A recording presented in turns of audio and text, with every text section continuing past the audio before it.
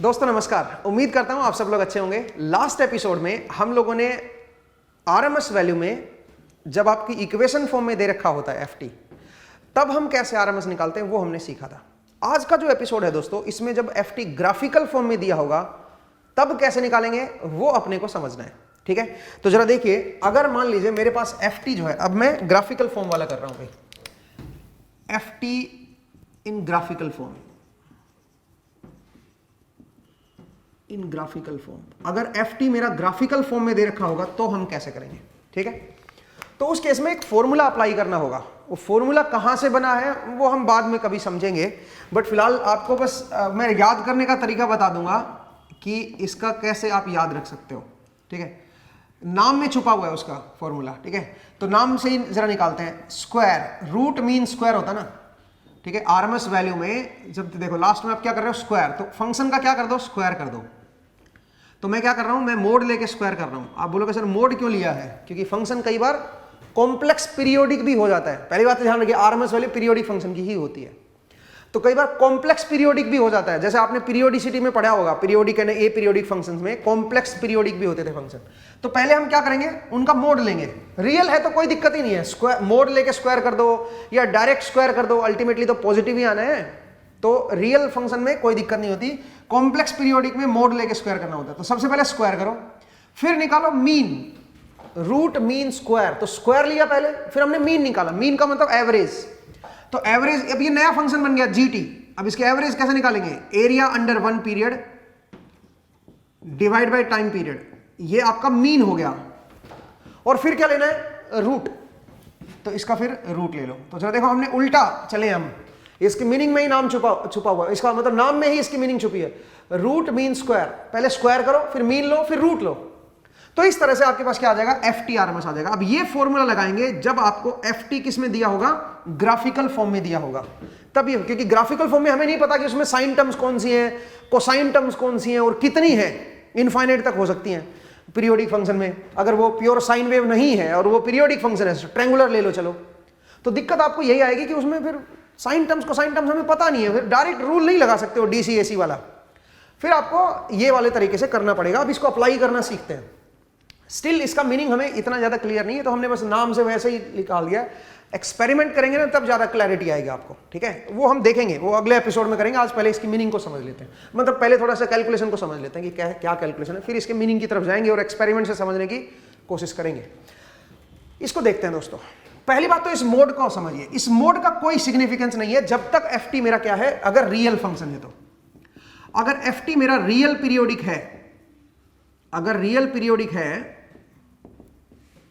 तो मोड ना भी लोगे और सीधा स्क्वायर कर दोगे तब भी सही है। मतलब आप इसको ऐसे लिख सकते हो, चाहे मोड ले लो, मोड लेके आप क्या बना रहे हो, आप नेगेटिव को पॉजिटिव बना रहे हो और फिर स्क्वायर ले रहे हो, तो डायरेक्ट स्क्वायर ले लो यार। अल्टीमेटली चाहे नेगेटिव हो चाहे पॉजिटिव हो, स्क्वायर करोगे तो वैसे ही पॉजिटिव बन जाएगा। मोड लेके स्क्वायर करोगे तो कोई नई चीज थोड़ी ना आएगी कोई चीज। तो अगर तो रियल पीरियोडिक है तो फिर मोड का मतलब मोड का स्क्वायर करो या डायरेक्ट आप जो है स्क्वायर ले लो, एक ही बात है, कोई फर्क नहीं पड़ेगा दोस्तों। ठीक है, लेकिन अगर कॉम्प्लेक्स पीरियोडिक आ गया ना, फिर मोड का सिग्निफिकेंस बन जाएगा। तो कॉम्प्लेक्स पीरियोडिक में हम बाद में देखेंगे, फिलहाल हम रियल पीरियोडिक की बात करेंगे। ठीक है, रियल सिग्नल वो होते हैं जो रियल एक्सिस पे, टाइम एक्सिस के साथ मैं प्लॉट कर रहा हूं, टाइम के साथ जिनको मैं वैल्यू को वेरी कर रहा हूं। ठीक है, तो वो क्या होते हैं, वो हमारे रियल पीरियोडिक होते हैं। तो हमें ये फॉर्मूला अब लगाना सीखना है भाई। अच्छा, 0 से t लेना है, तो 0 से t जरूरी नहीं है कि भाई एरिया अंडर वन पीरियड लेना है, तो जरूरी नहीं है कि 0 से t ही करना है आपको। -t/2 से t/2 भी कर सकते हो, मतलब अंडर वन पीरियड लिखना है तो कहीं से कहीं भी चल लो भाई, ज्यादा कुछ वो नहीं है भाई आपको कि 0 से t ही लिखना है, आपको कहीं से कहीं लिख लो। ठीक है, तो ये भी आपको थोड़ा सा ध्यान देना है भाई। तो चलिए अब जरा इसको जरा अप्लाई करते हैं फॉर्मूले को और देखते हैं कि कैसे इसको निकालते हैं। तो मेरे पास मान लीजिए एक फंक्शन दे दिया है और वो इस तरह का फंक्शन है दोस्तों। मैं ऐसा मान लीजिए कोई फंक्शन है मेरे पास,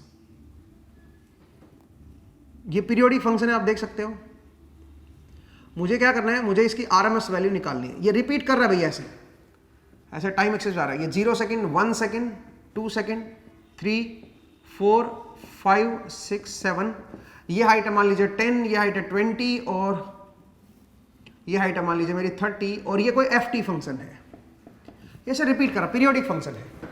मुझे क्या चाहिए, मुझे इसकी RMS वैल्यू चाहिए, ft RMS, root mean square value आपको कैलकुलेट करनी है। तो क्या करेंगे, सबसे पहले इसका पीरियड बताइए क्या है।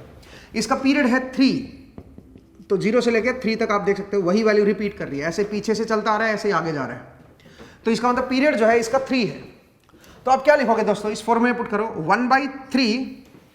प्रॉब्लम यहां पे ये आ रही है दोस्तों कि यहां पे हमें AC DC टर्म्स पता नहीं है कि इसके अंदर AC टर्म्स क्या हो। DC तो चलो निकाल भी लोगे आप, एवरेज वैल्यू निकाल लोगे, DC टर्म चलो निकाल भी लोगे, बट द प्रॉब्लम इज आपको ये नहीं पता कि इसमें AC टर्म्स कौन कौन सी हैं, साइन है, कोसाइन है, उनके एम्पलीट्यूड क्या क्या है, और इनफाइनाइट तक टर्म्स आएंगी, तो लेना बड़ा महाभारत हो जाएगा। इसलिए हम डायरेक्ट फॉर्मूला, ग्राफिकल वाला फॉर्मूला लगाएंगे, ये वाला फॉर्मूला लगाएंगे। तो 1/t 0 से लेके 3 तक ft का स्क्वायर dt, मोड का स्क्वायर कर लो चाहे डायरेक्ट स्क्वायर ले लो, एक ही बात है, ठीक है। ये बनेगा दोस्तों। अब ft तो अलग अलग है ना भाई, ft मेरा 0 से 1 तक अलग है, 1 से 2 तक अलग है, 2 से 3 तक अलग है, ft का एम्पलीट्यूड मेरा अलग अलग आ रहा है।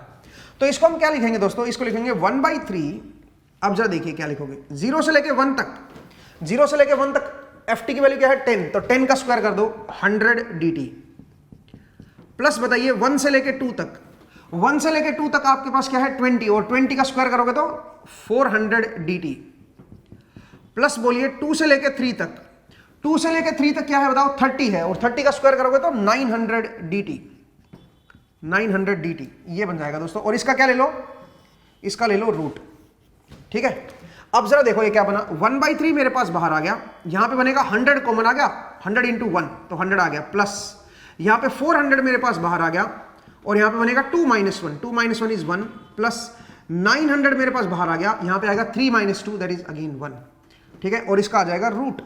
तो अब आप देख लो क्या बन गया भाई दोस्तों, ये 500 500 प्लस 900 तो 1400/3, तो बन जाएगा रूट ऑफ 1400/3। ये मेरे पास क्या आ गई है, RMS वैल्यू आ गई है, ये इस ft की RMS वैल्यू आ गई है। तो कुछ नहीं करना था आपको, बस सीधा सीधा ये लगाना था, इस तरह से आप कर सकते हो, ठीक है। तो मुझे उम्मीद है आपको ये समझ आया कि RMS कैसे निकालते हैं, फॉर्मूला कैसे अप्लाई करते हैं।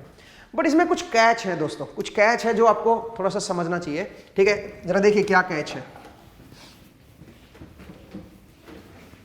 एक दो क्वेश्चन पहले कर लेते हैं, उसके बाद थोड़ा उस कैच को देखेंगे। पहले मैं देखना चाहता हूं RMS वैल्यू इस फंक्शन की, ये मेरे पास फंक्शन है दोस्तों, इसकी मुझे RMS वैल्यू चाहिए, ठीक है। 0 1 2 3 4 ये कोई टाइम एक्सिस है, और ये हाइट है मेरी vm, ये मेरे पास कोई ft फंक्शन है दोस्तों, मुझे इसकी RMS वैल्यू निकालनी है। तो इसकी RMS वैल्यू कैसे कैलकुलेट करेंगे जरा देख लेते हैं। इसका पीरियड क्या है दोस्तों, इसका पीरियड है 2, तो क्या लिखोगे 1/2 इंटीग्रेशन 0 से लेके 2 तक ft का स्क्वायर dt। ये रियल सिग्नल है दोस्तों, तो मोड लेने की जरूरत नहीं है, ले भी लोगे तो कोई गलती नहीं कर रहे हो। ऐसे मोड लोगे तो नेगेटिव तो पार्ट है इसमें है ही नहीं कि भाई नेगेटिव लोगे तो पॉजिटिव बन जाएगा, ऐसा कुछ तो है नहीं, ठीक है। तो इस तरह से आप जो है इसका लगाइए। अब 0 से 2 तक तो है ही नहीं फंक्शन मेरा, हालांकि पीरियड 2 जरूर है, बट फंक्शन जो एग्जिस्ट कर रहा हो तो 0 से 1 ही कर रहा है ना, 1 से 2 तो फिर 0 ही है फंक्शन। तो आप इसको क्या लिखोगे, आप लिखोगे 1/2 इंटीग्रेशन 0 से 1 लिख दो इसको, क्योंकि 1 के बाद 1 से 2 तो 0 ही है ना, तो लिखने की जरूरत नहीं है। और 0 से 1 फंक्शन किसका पार्ट है बताओ, इसकी क्या इक्वेशन बनेगी, इसकी इक्वेशन बनेगी Vm sin of pi t, Vm sin of pi t।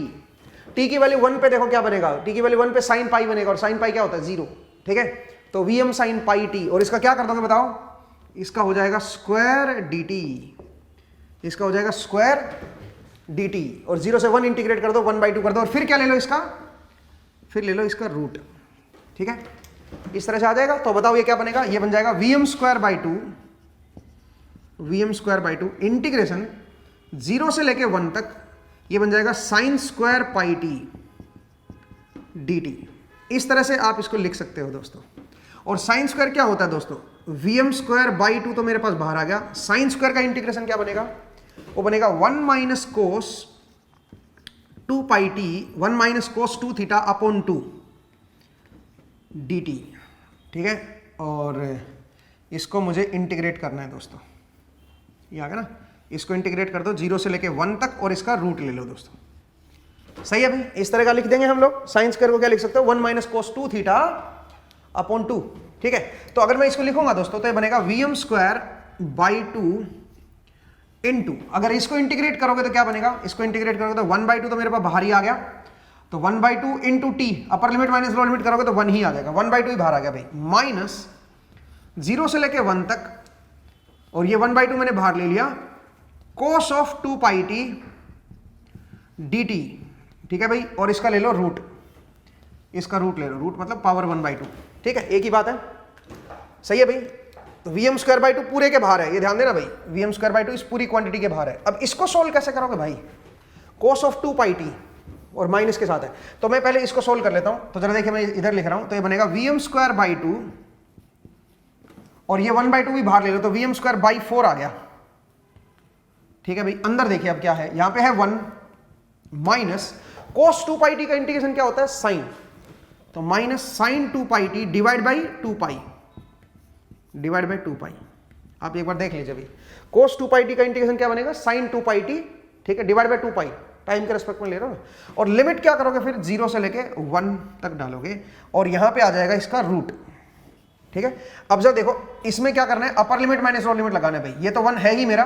ठीक है, तो Vm स्क्वायर बाई 4 ये तो मेरा बाहर आ गया। अब जरा देखिए 1 माइनस अपर लिमिट लगाइए, अपर लिमिट पे साइन 2 पाई, साइन 2 पाई 0, माइनस लोअर लिमिट पे साइन 0 बन जाएगा तो भी 0, तो इसका मतलब ये तो खत्म ही होगा, सिर्फ यहां पे क्या बचेगा 1 और इसका रूट। तो क्या आंसर आएगा दोस्तों, Vm बाई 2, Vm बाई 2 आएगा। तो इसकी जो RMS वैल्यू आएगी दोस्तों, FT RMS, that will be Vm by 2। याद रखिएगा भाई, इस तरह का जो सिग्नल होता है उसकी जो RMS वैल्यू होती है वो Vm बाई 2 होती है, वो Vm बाई 2 होती है। तो मुझे उम्मीद है आपको ये समझ आया कि RMS वैल्यू हम कैसे कैलकुलेट करेंगे। कुछ नहीं, फॉर्मूले में वैल्यू डालनी है भाई, फंक्शन की इक्वेशन डालनी है, 0 से 1 तक फंक्शन क्या है और उससे सोल्व हो जाएगा। ठीक है, आसान क्वेश्चन था। ठीक है, अब जरा देखिए, अब एक और क्वेश्चन लेते हैं। ठीक है, अब एक और क्वेश्चन लेते हैं और उसकी RMS निकालते हैं। नेक्स्ट जरा देखिए, अगर मैं आपको ये बोलूं कि भाई मेरे पास फंक्शन कुछ इस तरह का है, ये फंक्शन है, तो आप यहां पे तो इक्वेशन ही लिख सकते हो ना यार इस फंक्शन की, तो आप डायरेक्ट इस फॉर्मूले को लगाने की क्या जरूरत है फिर, जब आप किसी फंक्शन की डायरेक्ट इक्वेशन लिख सकते हो। ठीक है, t इन सेकेंड्स, और ये हाइट मान लीजिए Vm, इसकी अगर आप डायरेक्ट इक्वेशन ही लिख सकते हो तो आप इसकी इक्वेशन लिख दो भाई, इसमें तो साइन टर्म पता ही है, तो बन जाएगा Vm साइन पाई टी। ये तो मुझे इक्वेशन ही पता चल गई इसकी, तो अब RMS निकालने के लिए पिछली क्लास वाला फॉर्मूला लगाओ, DC AC वाला, इसमें कोई DC कंपोनेंट नहीं है, तो इसकी जो RMS वैल्यू आएगी वो क्या आएगी, रूट ऑफ DC कंपोनेंट तो इसमें है ही नहीं, 1/2 AC कंपोनेंट का स्क्वायर, AC कंपोनेंट है Vm, तो Vm का स्क्वायर कर दो, तो ये बनेगा Vm by √2, direct peak value divide by √2। इस तरह से आप लिख सकते हो, डायरेक्ट ही लिख सकते हो, इसमें तो ग्राफिकल में जाने की जरूरत ही नहीं थी। ठीक है, जब आप इक्वेशन साइन या कोसाइन में लिख सकते हो किसी फंक्शन की, तो उसकी इक्वेशन लिख के डायरेक्ट कर दो। ठीक है, और जरा देखिए, और जरा देखिए, और जरा देखिए, अगर मैं ये बोलूं कि भाई मेरे पास जो फंक्शन है वो कुछ इस तरह का है, कोई फंक्शन जो है वो कुछ इस तरह का है। ठीक है, ये t है सेकंड्स में। ठीक है, और ये हाइट आपको दे रखी है 10, ये हाइट दे रखी है -10, और ये है मेरे पास ft। ठीक है, ये फंक्शन है, मुझे इसकी RMS वैल्यू बतानी है। तो सबसे पहले आप इसका पीरियड बताइए भाई क्या बनेगा। ये 0 सेकंड है, ये 1 सेकंड है, ये 2 सेकंड है, ये आपका 3 सेकंड है, ये आपका 4, 5, 6, ये हाइट आपकी 10 और ये हाइट है मान लीजिए मेरी -10। ठीक है, मुझे इसकी RMS वैल्यू बतानी है, FT RMS। आपको क्या कैलकुलेट करना है, FT RMS, ये वैल्यू आपको बतानी है दोस्तों। तो सबसे पहले इसका पीरियड बताओ, इसका पीरियड क्या बनेगा 4। आप देख सकते हो रिपीट कर रहा है, ऐसे आगे जा रहा है ना, पीछे से भी ऐसे रिपीट करता हुआ आ रहा है। तो अगर आप ध्यान से देखो, ये 0 वाला पॉइंट जो है ये यहां पे फिर से आया और फिर से यही जो बॉक्स है फिर से रिपीट कर गया है, इसका मतलब इसका टाइम पीरियड आएगा 4, इसका टाइम पीरियड 4 है दोस्तों। तो अगर मैं 0 से 4 इसमें डालूं, भाई जरूरी तो नहीं है -t/2 से t/2 चलना है, 0 से t चल लो ना, 0 से 4 लिख लो। तो 0 से 4 लिखोगे तो फंक्शन अलग अलग है, 0 से लेके 1 तक फंक्शन अलग है, 1 से लेके 3 तक फंक्शन अलग है, और 3 से लेके 4 तक फंक्शन अलग है। इक्वेशन अलग अलग है। यहां पे इक्वेशन आएगी 10t, यहां पे क्या इक्वेशन आएगी -10t + 20। अब आप बोलोगे सर ये इक्वेशन कहां से सीखे लिखना, ये बनेगा 10t - 40। ठीक है, आप बोलोगे सर ये इक्वेशन कैसे लिख दिया आपने, तो उसके लिए मैंने आपको लेक्चर 1, पहला लेक्चर देखिए मैथमेटिकल फाउंडेशन का, उसमें हमने इसको एक्सप्लेन किया हुआ है। ठीक है, अब आप बताइए, आप जरा फॉर्मूला लगाते हैं तो 1/4, और मैं -t/2 से t/2 नहीं लिख रहा हूं, 0 से t लिख रहा हूं, कहीं से कहीं ले लो ना, एक पीरियड ले लो भाई, 0 से t। तो अब आप बताइए 1/4 0 से लेके 1 तक, फंक्शन की इक्वेशन अलग है, तो 0 से लेके 1 तक आप लिखोगे 100t² dt, प्लस बताइए 1 से लेके और 3 तक फंक्शन अलग है, तो ये है -10t + 20, इसका स्क्वायर कर दो, dt लिख दो, प्लस बोलिए 3 से लेके 4 तक, अगर आप 3 से लेके 4 तक देखोगे तो फंक्शन क्या है 10t - 40, इसका स्क्वायर कर दो और dt लिख दो। ठीक है, और फिर इस पूरे का रूट ले लो, आप पूरे का रूट ले लो, स्क्वायर रूट। ठीक है, ये मेरे पास क्या आ जाएगी आरएमएस। अब आपको ये इंटीग्रेशन करना आना चाहिए भाई। इसकी जो वैल्यू आएगी वो आएगी 10/√3। ठीक है, मुझे याद है ये 10/√3 ट्रायंगुलर वेव की मुझे याद रहती है। ठीक है, जैसे साइन वेव में क्या होता है, प्योर साइन वेव है तो जो पीक वैल्यू होती है डिवाइड बाय √2 होता है, इसमें पीक वैल्यू का डिवाइड बाय √3 होता है। जो भी ट्रायंगुलर वेव है सबका ऐसा ही होता है। बट आप सोचिए कि अगर आप निकालने बैठोगे तो कितना लंबा जा रहा है, ये बहुत लंबा जा रहा है। अब आप बोलोगे सर आपने ऐसे कैसे लिख दिया, आपको ऐसे कैसे याद है, क्या स्पेशल वेव है? ऐसा कोई स्पेशल नहीं है, मुझे डायरेक्ट याद है। कैसे याद है मैं बताता हूं। तो यहां पे आप देखो कितना लंबा जा रहा है, पहले इसको सोल्व करो, फिर इसको सोल्व करो, फिर इसको सोल्व करो। जितना लंबा प्रॉब्लम आपने बना दी ना, उतना उसमें गलती के चांसेस बढ़ जाते हैं, क्योंकि उसमें कैलकुलेशन बढ़ जाती है, तो उसमें फिर आप मिस्टेक भी करने के चांसेस आपके बढ़ जाएंगे। तो इसलिए आप इसको छोटा कर सकते हो। कैसे छोटा करें? बड़े सारे तरीके हैं जिनसे आप छोटा कर सकते हो इस प्रॉब्लम को। सुनिए बात, कैसे छोटा करेंगे। हमने देखा कि अगर मैं मोड ना भी लगाऊं तब भी आंसर सेम ही आना है। रियल फंक्शन में मोड लगा दोगे और स्क्वायर करोगे तब भी आंसर सेम है, मोड नहीं भी लगाओगे तब भी आंसर सेम है। इसका मतलब अगर मैं ft की आरएमएस निकालूं और ft के मोड की आरएमएस निकालूं, क्योंकि देखो या तो ft का स्क्वायर कर दो या मोड का स्क्वायर कर दो, अल्टीमेटली तो स्क्वायर करना है और वैल्यू आपकी सेम ही आ रही है। तो इसका मतलब चाहे तो मैं ft ले लूं, चाहे मैं मोड ft ले लूं भाई, चाहे तो आप ft की स्क्वायर करो अलग अलग रेंज में, चाहे आप मोड ft का स्क्वायर करो। मैंने क्या किया, मैंने मोड ft निकाला।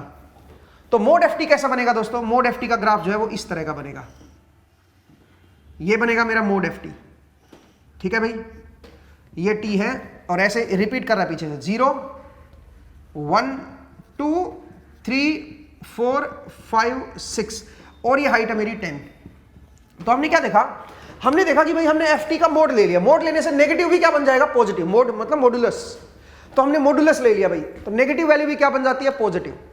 और इसका स्क्वायर करो चाहे इसका स्क्वायर करो सेम ही आएगा। इसका मतलब जो आरएमएस वैल्यू आएगी इसकी और इसकी सेम ही आएगी, क्योंकि आरएमएस में ft के स्क्वायर कर दो डायरेक्ट या ft के मोड का स्क्वायर कर दो, तो स्क्वायर तो सेम ही आएगा भाई, चाहे मोड लेके स्क्वायर कर दो। इसका मतलब हमने ये चीज सीखी यहां से क्या, कि ft की जो आरएमएस वैल्यू है that is equal to ft के मोड की आरएमएस वैल्यू, उससे कोई फर्क नहीं पड़ता, आरएमएस वैल्यू सेम रहेगी। लेकिन इससे एक फर्क पड़ गया, आपकी कैलकुलेशन छोटी हो गई। कैसे होगी? यहां पे पीरियड चेंज हो गया, अब पीरियड 2 बनेगा दोस्तों, ध्यान से देखो, ये 2 के बाद रिपीट कर गया। तो आपको केवल 0 से 1 लिखना है और 1 से 2 लिखना है। यहां पे इक्वेशन बनेगी 10t और यहां पे इक्वेशन क्या बनेगी, -10t + 20। इस लाइन की इक्वेशन जो है वो -10t + 20 बनेगी। तो अब आप देखो, पहले आप 3 हिस्सों में ब्रेक कर रहे थे, ये लाइन और ये लाइन। अब एक तो छोटा हुआ, देखो अब केवल आपको ये नहीं लिखना है, 0 से 1 लिखना है, 1 से 2, और यहां पे 4 की बजाय 2 आ जाएगा नीचे। तो इस तरह से आप जो है प्रॉब्लम को छोटा कर सकते हो। मोड लेने से आरएमएस वैल्यू नहीं बदलती, याद रखिएगा। अब एक स्टेप और करते हैं, जरा ध्यान दीजिएगा भाई, बड़ा अगला क्रूशियल स्टेप है। ये और छोटा कर सकते हो आप इसको। और छोटा कैसे करोगे, जरा देखिए। अगर मैं एक पीरियड के अंदर अगर आप इस एक पीरियड को देखोगे 0 से 2, इसको अगर मैं ब्रेक कर दूं 2 हिस्सों में, 0 से 1 और 1 से 2, और एक वाली साइड को मैं फ्लिप कर दूं एरिया को सेम रखते हुए, इसका जो भी एरिया है उतना ही एरिया रखना है, मुझे क्या करना है, इसको घुमा देना है बस। और ऐसे इसमें भी पिछले हिस्से को घुमा दो, इसमें हर पीरियड में जो पिछला हिस्सा है ना उसको फ्लिप कर दो। किसी भी रीजन को अगर आप फ्लिप कर देते हो, किसी भी रीजन को फ्लिप कर देते हो, बट कंडीशन यह है कि उस रीजन में जो फंक्शन है वो लीनियर होना चाहिए, मतलब लीनियर इक्वेशन बननी चाहिए, क्योंकि कई बार कर्वी होता है ना, कर्वी में दिक्कत आ सकती है, ठीक है, लीनियर होना चाहिए भाई। तो अगर मेरा फंक्शन लीनियर है और अगर मैं उस हिस्से को फ्लिप कर दूं, घुमा दूं, पिछले वाले हिस्से, हर पीरियड में जो पिछले वाला हिस्सा है घुमा दो इसको, उससे आरएमएस पे कोई फर्क नहीं पड़ेगा। याद रखिए इस पॉइंट को, क्योंकि कई बार ये भी हम करेंगे प्रॉब्लम को और आसान बनाने के लिए। तो चलिए जरा फ्लिप करते हैं, जरा देखिए 0 से 1 कैसे बनेगा, ये बन जाएगा और हाइट क्या आएगी 10। अगर मैं इस हिस्से को फ्लिप कर दूंगा, ये 2 वाला पॉइंट यहां पे आएगा और ये 1 वाला पॉइंट यहां पे चला जाएगा दोस्तों, ये 1 वाला पॉइंट 2 पे चला जाएगा और ये इस तरह का बन जाएगा। सही है, तो जरा देखिए ये यहां पे टाइम पीरियड 2 था ना, तो अब जरा देखो 0 से 1 ऐसे ही रखा मैंने और जो 1 से 2 था उसको मैंने घुमा दिया, रोटेट कर दिया ऐसे। फिर आप बताइए 2 से 3 को वैसे ही रखो और 3 से 4 वाले को फिर से घुमा दो। आप बोलोगे सर ठीक है, इससे आरएमएस नहीं बदलती भाई, चेक करके देख लेना चाहिए, इसकी वैल्यू आरएमएस, लेकिन इससे एक बेनिफिट हुआ क्या, यहां पे टाइम पीरियड क्या हो गया 1, यहां पे टाइम पीरियड की वैल्यू क्या आई 1 और आपको सिर्फ 10t का स्क्वायर करना है। तो अगर मैं यहां पे इसकी आरएमएस लिखूंगा तो क्या बनेगा 1 अपॉन इसका पीरियड 1/1 इंटीग्रेशन 0 से लेके t तक, तो 0 से लेके 1 तक, और 0 से लेके 1 तक फंक्शन क्या है 10t का स्क्वायर कर दो और dt और इसका क्या ले लो रूट।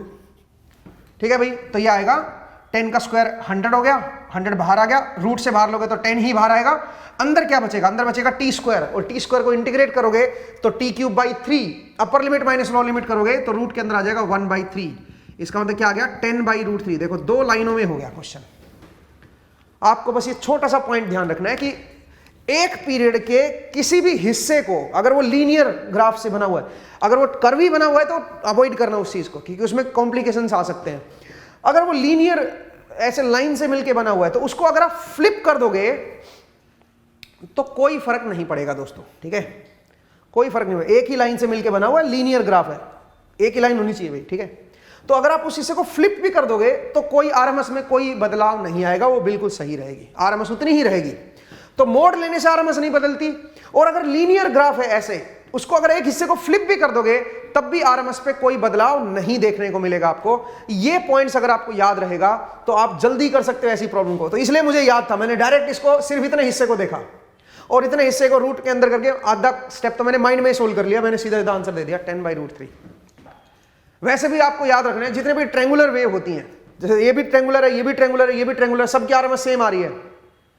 इवन ट्रेंगुलर में जरूरी नहीं है कि जो स्लोप इसका है वैसा ही इसका स्लोप हो, डिफरेंट स्लोप होगा तब भी वही आएगा आरएमएस। चेक करके देखते हैं। ठीक है, जरा देखिए मैं रब कर रहा हूं भाई इसको। ठीक है, तो मैंने आपको बताया कि मोड लेने से आरएमएस नहीं बदलता। ठीक है, किसी पर्टिकुलर हिस्से को फ्लिप कर दोगे उससे आरएमएस नहीं बदलता। ठीक है, ध्यान रखिएगा। अब इसके बेसिस पे हम बहुत सारी और प्रॉब्लम को और आसान बना लेंगे अगर ये कंसेप्ट आपको पकड़ में आया तो। लेकिन पहले ट्रेंगुलर वेव पे थोड़ा और डिस्कस करते हैं। ट्रेंगुलर वेव की जो आरएमएस होती है दोस्तों, वो √3 करने से आ जाती है। अब आप बोलोगे क्या सर जरूरी है कि ट्रेंगुलर वेव ऐसी हो ऊपर नीचे? ना, सिर्फ ऊपर होगी तब भी चलेगा। ठीक है, जरा देखिए, अगर मान लीजिए मैं बोलूं कि वेव मेरी कुछ इस तरह की है, ट्रेंगुलर वेव, ये ऐसे है और ये ऐसे है, मतलब स्लोप सेम नहीं है, ये 0, ये 1, ये 1.5, 1 मेरा समवेयर यहां पे है 1 और ये 1.5, फिर ऐसे और फिर नीचे ऐसे। ठीक है, मतलब ज्यादा देर के लिए जा रहा है और फिर कम देर के लिए छोटा है। ठीक है, पॉइंट को समझिए भाई, इस तरह से। जरा देखते हैं इसकी। ठीक है, ये आपका 2.5, ये 3। ठीक है, इस तरह है। तो आप जरा देखो इसका स्लोप, अगर मैं 10 हाइट ले लूं तो इसका स्लोप है 10, तो इसकी इक्वेशन बनेगी 10t। और इस लाइन की क्या इक्वेशन है बताओ? इसका स्लोप -20 आएगा, तो -20t और t = 1.5 पे अगर आप देखोगे तो 30 बनेगा, -30 बनेगा। इसको 0 बनाना है ना, तो +30 कर दो। ठीक है भाई, एक बार चेक करके देख लो मैंने सही लिखा है, मेरे हिसाब से तो सही है।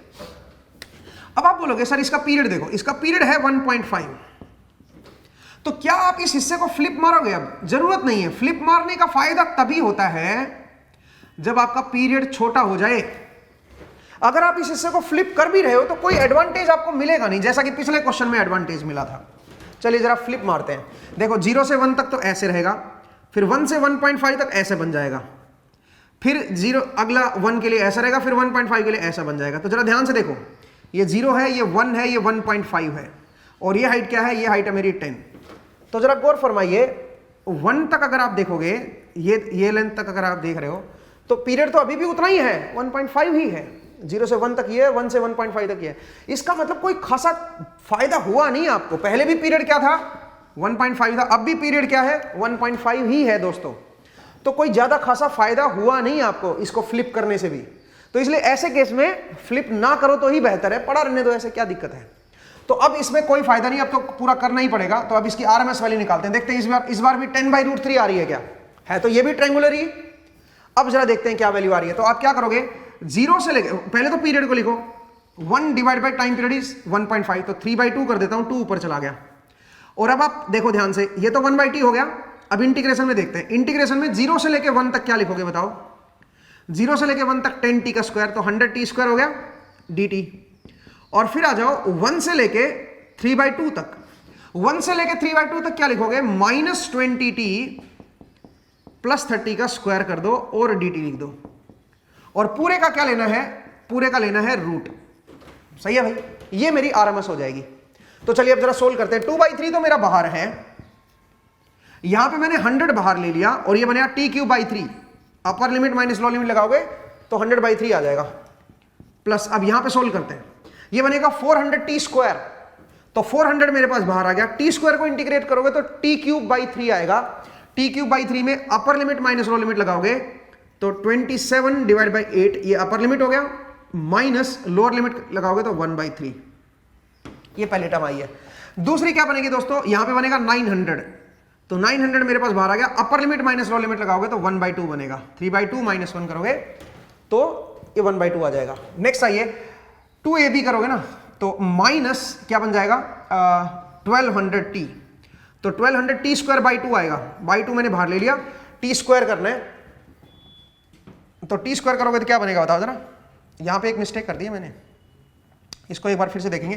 पहले यहां पे देखो 2ab करोगे ना तो 2ab करोगे तो 600 1200t बनेगा। 1200t का करोगे तो t²/2, 2 मैंने बाहर ले लिया, अब t² रह गया अंदर, 9/4 माइनस 1 ये बनेगा। अब यहां पे देखो ये गलती लिख दी है मैंने, 400t² का इंटीग्रेशन करोगे तो 400 बाहर आ जाएगा, t² का इंटीग्रेशन करोगे तो 1/3 t³/3 आएगा ना, वो 3 मैंने बाहर ले लिया। अब आप बताओ अंदर t³ है तो अपर लिमिट का स्क्वायर, अपर लिमिट का क्यूब, माफ कीजिएगा, अपर लिमिट का क्यूब ये आएगा, माइनस लोअर लिमिट का करोगे तो यहां पे 1 बनेगा भाई, ये बनेगा। तो मैंने जल्दी में ये सारा लिख दिया, आप स्लो भी कर सकते हो भाई, ठीक है, ऐसा कोई जल्दबाजी करने की जरूरत नहीं है, बट मेरे हिसाब से ये ठीक है, ठीक है, इस तरह से आएगा। अब जरा देखिए, और इसका रूट लेना है तो जरा देखिए मैं क्या लिखूंगा, इसको लिखूंगा 2/3, ये तो मेरे पास बाहर आ गया, अंदर देखिए 100/3 प्लस ये क्या बन जाएगा 3 9, ये इसको अंदर लेके जाओगे तो एक तो ये माइनस के साथ आएगा, -400/3 तो ये हो गया, और प्लस में क्या बनेगा 400/3 इंटू 27/8, तो 3 9 27, तो ऊपर 9 आएगा, इंटू 4 से काट दो, 4 से काटोगे तो ये 100 2 ये 50 और आ जाएगा, ठीक है। तो यहाँ ये पूरा कट गया भाई, ये यहाँ पे ये जो प्रोडक्ट आएगा ना इसका ये आएगा। नेक्स्ट आइए भाई, प्लस क्या बन जाएगा, ये बन जाएगा 450, और माइनस में यहाँ पे क्या बनेगा जरा इसके साथ देखो, माइनस करोगे तो 8, तो 4 3 12, ये 300 बनेगा, 300 150, -150 इंटू 9 एंड प्लस 600, ये आ गया दोस्तों, एक बार देख लीजिए। और पूरे का क्या लेना है, रूट लेना है, इस पूरे का 1/2 लेना है। एक बार देख लीजिए भाई सही है क्या, मेरे हिसाब से ठीक लिखा है। अब जरा देखो फर्दर, अगर मैं इसको देखूं तो पहले इनको जरा देख लेते हैं, तो ये क्या बन जाएगा, इसकी वैल्यू जरा देखो, पहले तो ये देखो 450 9 5 45 प्लस 450 माइनस 9 5 45 4 और 1350, ठीक है, प्लस 600। पहले इसको देख लेते हैं ना, इसका हिसाब किताब कर लेते हैं। तो 900 प्लस 600 1500, ठीक है, 1500 में से 1350 माइनस करो तो 1500 माइनस 1350 मेरे ख्याल से ये बनेगा 150, ठीक है, 150। तो इसका जो सम आएगा वो आएगा 150, ठीक है भाई। 1350 देख लो ना, 1500 बन गया ना, 1500 माइनस 1350 कर लो, मेरे हिसाब से ठीक है 150। यहां पे देखिए, यहां पे ये माइनस में आएगा, कितना आएगा बताओ, 300/3 100 आ जाएगा माइनस का। तो इसका मतलब ये पूरा जो डिफरेंस है ये बनेगा 50, और ये है 2/3, तो 2/3 इंटू 50, और इसका रूट ले रहे हो तो ये 10/√3 आएगा फिर से 10/√3 आ गया दोस्तों। इसका मतलब इसकी आरएमएस वैल्यू क्या बनेगी, इसकी जो आरएमएस वैल्यू बनेगी वो भी आपकी 10/√3 बनेगी दोस्तों। इसका मतलब जो भी ट्रायंगुलर वेव आ जाए, चाहे अलग अलग स्लोप ही क्यों ना हो, कोई फर्क नहीं पड़ता, यहां पे स्लोप 10 है, यहां पे स्लोप -20 है, अलग अलग स्लोप की ट्रायंगुलर भी आ जाए, या चाहे पॉजिटिव हो चाहे नीचे की तरफ हो, नेगेटिव में भी आ रहा हो, कोई फर्क नहीं पड़ता दोस्तों, आपकी आरएमएस वैल्यू पीक वैल्यू जो है /√3 कर दो। लेकिन एक कंडीशन है, इसमें कंडीशन यह है कि कई बार ट्रायंगुलर इस तरह की भी आ जाती है, एक ट्रायंगुलर ऐसे दे दिया, एक छोटा दे दिया, एक बड़ा दे दिया, एक छोटा दे दिया, अब फंस जाओगे आप। अब पीक वैल्यू आप डिसाइड ही नहीं कर पाओगे ना, तो अब तो फिर पूरा करना पड़ेगा आपको, ठीक है, अब तो पूरा सोल्व करना पड़ेगा, ठीक है, ध्यान रखिएगा। तो जैसे आप साइन वेव का याद रखना ना, जो भी पीक वैल्यू उसका /√2 कर दो। अगर प्योर साइन वेव आ रखी है और अगर मुझे इसकी आरएमएस निकालनी है, तो अभी इससे पिछला क्वेश्चन मैंने किया था, ये वैल्यू Vm है, तो इसको तो आप इक्वेशन में लिख सकते हो Vm sin ωt, और AC/DC वाला फॉर्मूला लगा के सीधा सीधा क्या बोल सकते हो, Vm/√2, ये इसकी आरएमएस वैल्यू आएगी। ऐसे ट्रायंगुलर वेव में, कोई भी ट्रायंगुलर वेव हो और मल्टीपल ट्रायंगुलर नहीं होनी चाहिए, ऐसी अलग अलग पीक वाली ट्रायंगुलर नहीं होनी चाहिए, सेम पीक वाली ट्रायंगुलर होनी चाहिए, और ये रिपीटेटिव स्लोप वाली होनी चाहिए, मतलब 10 है ये 20 है तो ऐसा ही फिर आना चाहिए, ठीक है ना। ऐसा भी नहीं होना चाहिए भाई एक ट्रायंगल जो है वो अलग स्लोप का है, एक ट्रायंगल ऐसे है अगला ट्रायंगल ऐसे है, तो इन दोनों ट्रायंगल का स्लोप बदल गया ना भाई, तो यहां पे आप आरएमएस को 10/√3 मत बोलिए अगर पीक वैल्यू 10 है तो, ठीक है। अगर सेम चीज रिपीट हो रही है, इसमें देखो दो डिफरेंट स्लोप है, 10 -20 बराबर भी हो सकते हैं स्लोप, बट वही चीज फिर रिपीट कर रहे हो, अगला ट्रायंगल भी वही है, मल्टीपल ट्रायंगल नहीं है, कहने का मतलब ये है, ठीक है।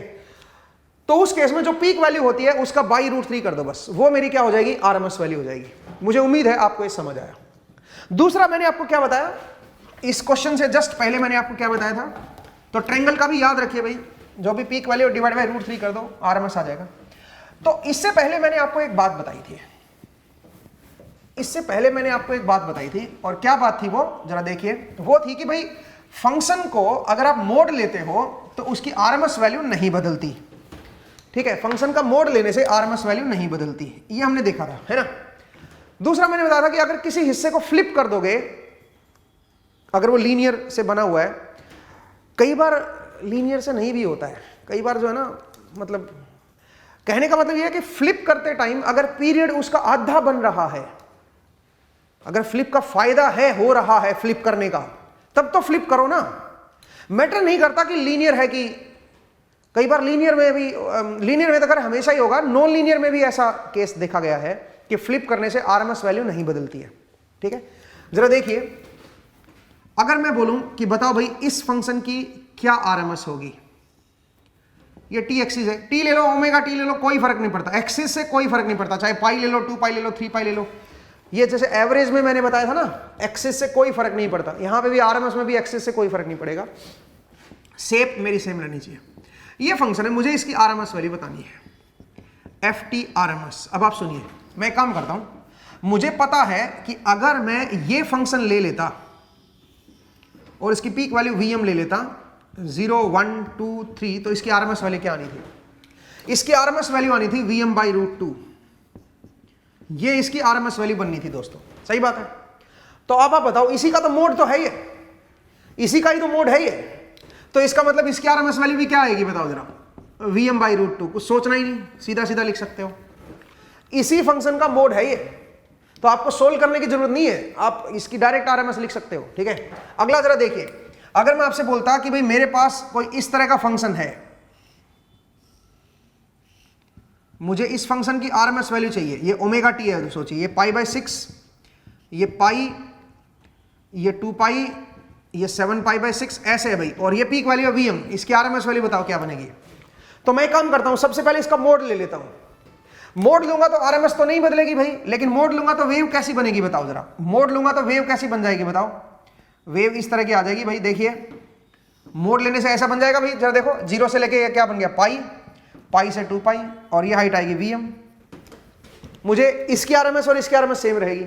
अब मुझे इसकी आरएमएस निकालनी है, और इसकी आरएमएस क्या आएगी बताओ, अगर मैं इसको नीचे कर दूंगा तब भी कोई फर्क नहीं पड़ेगा आरएमएस में, एक हिस्से को नीचे मार दो कोई दिक्कत नहीं है, लेकिन ये बन गया साइन वेव, और साइन वेव की आरएमएस वैल्यू क्या होती है, पीक /√2, तो साइन वेव की आरएमएस जो आएगी वही इसकी भी आरएमएस आएगी, उसी का तो मोड है ये, और जो इसकी आरएमएस आएगी वो इसी की आरएमएस के बराबर आएगी, क्योंकि इसी का मोड ये है, नहीं समझे क्या? तो इसका मतलब इसकी आरएमएस भी क्या बनेगी, Vm/√2। कुछ सोचने की जरूरत ही नहीं। तो देखिए कितना आसान हो गई है दुनिया हमारी, आपको कैलकुलेशन में नहीं फंसना है। अब आप डायरेक्ट लिख सकते हो कि आरएमएस वैल्यू क्या आएगी। ठीक है, और चलते हैं, आगे बढ़ते हैं। मैं इसको रब कर रहा हूं भाई, ठीक है, और चलते हैं, एक स्टेप और आगे चलते हैं। तो मैंने बताया कि आरएमएस वैल्यू कैसे देखोगे। अगर मैं आपसे ये बोलता कि भाई ये मेरे पास कोई फंक्शन है, आप बताओ इसकी आरएमएस वैल्यू क्या बनेगी। देखिए दोस्तों, 0 π/2 पाई 3 π/2, ये हाइट है मेरी Vm, इसकी आरएमएस वैल्यू क्या बनेगी। तो आप एक काम करो, इसको फ्लिप कर दो। अगर एक हिस्से को फ्लिप कर, हालांकि ये लीनियर नहीं है इस रीजन में, बट फ्लिप करने का मुझे बेनिफिट मिल रहा है। लीनियर पे तो होगा ही होगा, कई बार इस तरह के ग्राफ होते हैं ना, उनमें भी आ जाता है भाई, नॉन लीनियर ग्राफ में भी इस तरह से बात बन जाती है। आरएमएस वैल्यू पे कोई फर्क पड़ता नहीं है, क्योंकि जैसा इसका नेचर है वैसा ही उसी वेव में, उसी में ये भी चल रहा है। ठीक है, तो अगर मैं इसको फ्लिप कर दूंगा दोस्तों, तो देखो ऐसा बन जाएगा, ये 0 वाला पॉइंट इधर आ जाएगा पाई पे। तो अगेन ये कुछ इस तरह का सिग्नल बन जाएगा अगर इस हिस्से को फ्लिप कर दोगे तो आप बताओ इसकी आरएमएस वैल्यू निकालनी है अपने को। तो इसकी आरएमएस हमें पता है Vm/√2 है, तो इसकी आरएमएस भी क्या हो जाएगी, Vm/√2। कुछ सोचना ही नहीं, ठीक है, फटाफट कर लोगे आप। और जरा देखिए, अगर मान लीजिए मैं बोलूं कि भाई इस तरह की वेव है मेरे पास, और मुझे पूछा है बताओ इसकी आरएमएस वैल्यू क्या बनेगी, 0 π/2 पाई 3 π/2 2 पाई, ठीक है, ये ω t है, और ये पीक वैल्यू है Vm। मुझे इसकी आरएमएस वैल्यू पूछी है, तो आप क्या करोगे बताओ, इसको मोड ले लो। मोड लोगे तो क्या बन जाएगा बताओ जरा, मोड लोगे तो ये ऊपर आ जाएगा, ऐसा बन जाएगा। ठीक है, और आरएमएस वैल्यू इसकी क्या बनेगी, Vm/√2। तो इसकी आरएमएस भी क्या बनेगी फिर, तो Vm/√2। ठीक है, मुझे उम्मीद है आपको ये समझ आया कि कैसे हम इनकी फटाफट आरएमएस निकाल सकते हैं। ठीक है, चलिए आगे बढ़ते हैं। नेक्स्ट जरा देखिए, एक और मैं आपको बताना चाह रहा हूं, एक और जानकारी मैं बताना चाह रहा हूं। देखिए दोस्तों, एक बड़ा इंटरेस्टिंग सा ग्राफ है। अगर मैं बोलूं ft = 4 कांस्टेंट वैल्यू ले लेता हूं, तो ये तो डीसी सिग्नल है, इसमें तो टाइम पे डिपेंड ही नहीं कर रहा।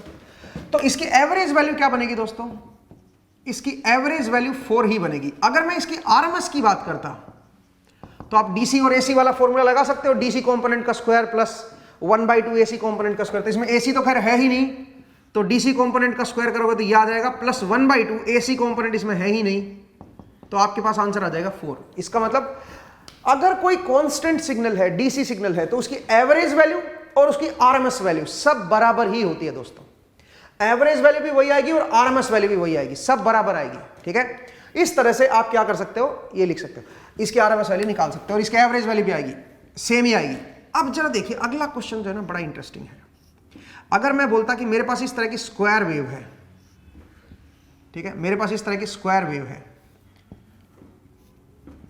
और ये सिग्नल है मेरे पास, ठीक है, ये है 10, ये है मेरा -10, 0 1 2 3 4, ठीक है, टाइम इन सेकेंड्स। बताओ इसकी आरएमएस वैल्यू क्या आएगी। अगर मैं बोलता बताओ इस फंक्शन की आरएमएस वैल्यू क्या आएगी, तो आप एक काम करो, इसका मोड ले लो, फॉर्मूले में डालने से बढ़िया इसका मोड ले लो।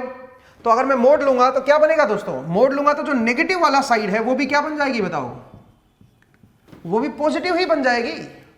इसका मतलब पूरा फंक्शन क्या बन जाएगा बताओ जरा, 10 ही बन जाएगा, ये तो कांस्टेंट आ जाएगा, डीसी आ जाएगा। इसका मोड लूंगा तो एक कांस्टेंट नजर आएगा, और इसकी आरएमएस वैल्यू क्या होती है कांस्टेंट की, कांस्टेंट की आरएमएस वैल्यू यही होती है इटसेल्फ। तो इसका मतलब मोड ऑफ एफटी की जो आरएमएस आएगी वो 10 ही आएगी, तो इसकी आरएमएस भी क्या आएगी फिर, इसकी आरएमएस भी 10 ही आएगी। फिर तो नहीं समझे, इसकी आरएमएस भी 10 आएगी, कुछ करने की जरूरत ही नहीं पड़ी देखो आपको। तो इतना आसान हो जाता है अगर आप ये बेसिक कंसेप्ट को सीख लेते हो तो। ठीक है, अगली क्लास में मैं कुछ क्वेश्चंस लूंगा और जो फ्लिपिंग वाला जो मैंने कंसेप्ट समझाया था ना, उसको थोड़ा और गहराई से समझने की कोशिश करेंगे, क्योंकि मुझे पता है कि वो आपको डाउट है, आप समझ नहीं पा रहे हो कि कैसे फ्लिप करना है। तो आज के तो खैर क्लास का टाइम हो गया हमारा। अगली क्लास में जब आपसे मुलाकात होगी तो मैं उसके ऊपर कुछ क्वेश्चंस लूंगा और प्रैक्टिकली आपको एक्सप्लेन करने की कोशिश करूंगा कि आरएमएस का असली मीनिंग क्या होता है। ठीक है, उसको हम देखेंगे। तो अभी तक तो हम मैथमेटिक्स चला रहे थे और वेव्स को देख रहे थे कि फंक्शंस, जो अलग अलग तरह के जो सिग्नल्स या फंक्शंस होते हैं उनकी आरएमएस हम कैसे कैलकुलेट करते हैं। पीरियोडिक फंक्शन, ए पीरियोडिक फंक्शन की आरएमएस नहीं होती भाई। ठीक है, अगर कोई फंक्शन रिपीट ही नहीं कर रहा तो आरएमएस का उसका कोई मीनिंग नहीं बनता है। ठीक है, मुझे उम्मीद है कि आपको ये सारी कहानी जो है समझ आई। अगले एपिसोड में फिर से हम आरएमएस पे ही रहेंगे और इसको थोड़ा और समझने की कोशिश करेंगे और फ्लिपिंग के ऊपर थोड़ा और डिस्कशन करेंगे। जो फ्लिपिंग वाला पार्ट था कि कैसे फ्लिप किया जाता है, कौन से हिस्से को फ्लिप करें तब आपको फायदा होगा, कब फ्लिप नहीं करना है, ठीक है, उस चीज को हम देखेंगे और वो हम देखेंगे अगली क्लास में। तो लास्ट क्लास होगी आरएमएस के ऊपर, जो नेक्स्ट क्लास आएगी वो लास्ट क्लास होगी आरएमएस के ऊपर। उसके बाद हम एक नए चैप्टर की तरफ मूव करेंगे, that is centre of mass, centre of gravity, centroid, line का सेंट्रोइड कैसे निकालते हैं, सरफेस का सेंट्रोइड कैसे निकालते हैं और उसकी हेल्प से कैसे आप डिफरेंट डिफरेंट शेप के, रैंडम शेप के वॉल्यूम, एरिया, ये सब कैसे कैलकुलेट करोगे, ठीक है। तो एक थ्योरम है पापस एंड गल्डिनस थ्योरम, उसको डिस्कस करेंगे, ठीक है, बट वो अभी अपकमिंग एपिसोड्स में आएगा। मुझे उम्मीद है आप इन लेक्चर्स को एंजॉय कर रहे हो एंड मिलते हैं फिर नेक्स्ट एपिसोड में। अपना ख्याल रखिए, पढ़ते रहिए, मुस्कुराते रहिए, नेक्स्ट टाइम मिलेंगे। Thank you.